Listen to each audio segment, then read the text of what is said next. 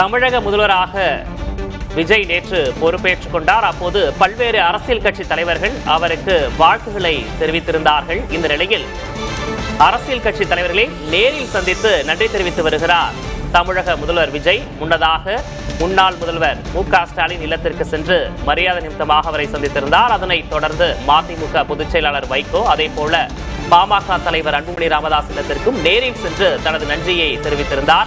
தற்போது நீலாங்கரையில் உள்ள நாம் தமிழர் கட்சியின் தலைமை ஒருங்கிணைப்பாளர் சீமான் இல்லத்திற்கு வருகை தந்திருந்தார். முன்னதாக அவரை வாசலில் ஆற தழுவி சீமான் வரவேற்றிருந்தார். தற்போது சீமான் பூங்கொத்து கொடுத்து தமிழக முதல்வரை வாழ்த்து கூறி அதே போன்று புத்தகங்களையும் அவர் பரிசளித்தார்.